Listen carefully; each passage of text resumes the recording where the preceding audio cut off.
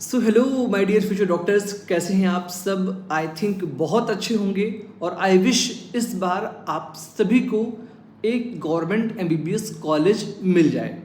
दोस्तों, अभी कुछ दिन पहले मैंने एक वीडियो बनाई थी कि नीट की काउंसलिंग में या फिर एमबीबीएस एडमिशन में कौन कौन से इम्पॉर्टेंट डॉक्यूमेंट्स लगते हैं जो कि हर एक बच्चे के पास होना कंपलसरी है। बहुत सारे बच्चों की क्वेरी आई कि सर जो डॉक्यूमेंट्स हमारे हैं वो कब के बने होने चाहिए, कितने पुराने वैलिड माने जाएंगे, या अगर कोई बच्चा फिजिकल हैंडीकैप्ड है तो फिर उसके पास कौन सा सर्टिफिकेट होना चाहिए, वह सर्टिफिकेट किस वो है गवर्नमेंट की बॉडी से जो अथराइज्ड हो। ऐसे बहुत से सवाल बहुत से बच्चों के दिलों में हैं और आज अपनी इस वीडियो के माध्यम से मैं आपके सभी डाउट्स क्लियर करने वाला हूँ। सबसे पहले बात करेंगे हम डॉक्यूमेंट्स को लेकर।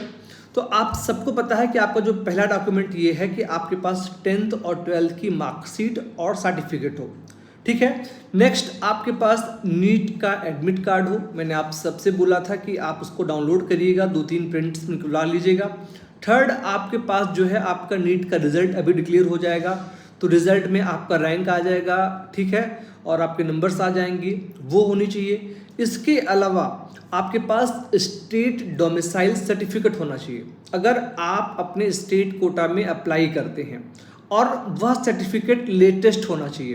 यानी अभी जब मैं इस वीडियो को बना रहा हूँ आप सभी स्टेट डोमिसाइल सर्टिफिकेट के लिए अप्लाई कर दें। गवर्नमेंट ये कहती है कि अगर आपको काउंसलिंग में अपेयर होना है तो आपको सर्टिफिकेट होना चाहिए, वह 1 अप्रैल के बाद का होना चाहिए। यानी 1 अप्रैल 2024 के बाद जो सर्टिफिकेट्स बने होंगे वह वैलिड होंगे, चाहे वो किसी प्रकार का रिजर्वेशन सर्टिफिकेट हो। ठीक है। ऐसे ही अगर आप एक जनरल कैटेगरी से बिलोंग करते हैं तो आपके पास EWS सर्टिफिकेट होना चाहिए, और वह भी 1 अप्रैल 2024 के बाद का बना हो। ठीक है। अभी मई के लास्ट में है, अगर आप अभी अप्लाई कर देंगे तो आराम से नीट के रिजल्ट आने तक आपके सभी डॉक्यूमेंट्स इजी वे में बन जाएंगे, जिससे आप काउंसलिंग में अपेयर हो पाएंगे और आपको रिजर्वेशन की सहायता से एमबीबीएस में एडमिशन भी मिल पाएगा। ऐसे ही जो बच्चे SC या ST कैटेगरी में आते हैं तो उनके पास भी अगर लेटेस्ट सर्टिफिकेट होगा तो बहुत बेहतर होगा। ठीक है। अब इतने होने के बाद आपके पास आधार कार्ड होना चाहिए, आपके पास कम से कम 6 से 12 फोटोग्राफ्स होनी चाहिए, वो फोटोग्राफ्स जो कि आपने नीट के एप्लीकेशन फॉर्म में यूज़ किया था, जो आपने एडमिट कार्ड पे बन आया है। ठीक है। आपके पास फोटो है, उसकी आप मल्टीपल कॉपी जो है निकलवा लीजिए। ठीक है। ये तो कुछ इंपॉर्टेंट सर्टिफिकेट। अगर यहीं पर आपने कभी 10th या 12th के बीच में कोई गैप किया है, या आफ्टर 12th आपने BSc किया है, या कोई अदर कोर्स किया है, आपने BMS किया है, या 2 साल आपने प्रिपरेशन किया है, अब आप काउंसलिंग में जाएंगे तो उस लिए आपके पास जो है एक गैप सर्टिफिकेट का होना भी बहुत इंपॉर्टेंट है। और उस गैप सर्टिफिकेट में आप जो है यह मेंशन करिएगा कि आपने किन कारणों से अब आप नीट काउंसलिंग में अपेयर हो रहे हैं। अब से पहले आपने क्या किया, किसी कोर्स में एडमिशन लिया, या फिर आपने प्रिपरेशन की, या आपकी इकोनॉमिकल स्थिति बेहतर नहीं थी। बहुत सारी चीज़ें आप मेंशन कर सकते हैं। आपका जो लोकल कोर्ट है वहाँ आप किसी भी एडवोकेट से मिलेंगे तो वो आपको ये सर्टिफिकेट बनवा देगा। ठीक है। आपके पास अगर बर्थ सर्टिफिकेट है तो डेट वेल एंड गुड, और नहीं है तो कोई बहुत इंपॉर्टेंट नहीं रहता है। ठीक है। आफ्टर काउंसलिंग आप अपने कॉलेज से TC ले लीजिएगा, ठीक है ना, और आप अपनी फैमिली के इनकम सर्टिफिकेट भी बनवा लीजिएगा, क्योंकि आपको आगे चलकर MBBS स्कॉलरशिप में उसको यूज़ करना होगा, तो वहाँ पर भी जो आपको काफ़ी ज़्यादा फ़ायदा मिलेगा। अब बात करते हैं दोस्तों हम फिजिकल हैंडीकैप्ड सर्टिफिकेट के कि जो हैं वो कहाँ कहाँ से वैलिड हैं। मैं आपको MCC की साइट से जो है कुछ जो डिटेल में बता दूं। जो सर्टिफिकेट वैलिड हैं उनमें पहला Vardhman Mahavir medical college Safdarjung hospital का न्यू दिल्ली में जो है, इसके जो भी डिसेबिलिटी सर्टिफिकेट्स हैं वो वैलिड होंगे। ठीक है। इसके अलावा all India institute of physical medicine and rehabilitation AIPMR का वैलिड है, जो कि मुंबई में है। Institute of post graduate medical education and research, ठीक है, कोलकाता का वैलिड है। मद्रास मेडिकल कॉलेज चेन्नई का वैलिड है। Grant medical college Mumbai Maharashtra का वैलिड है। गोवा मेडिकल कॉलेज गोवा का वैलिड है। गवर्नमेंट मेडिकल कॉलेज त्रिवेंद्रपुरम, ठीक है, केरला का वैलिड है। SMS medical college Jaipur Rajasthan का वैलिड है, ऐसे ही government medical college and hospital Chandigarh का वैलिड है।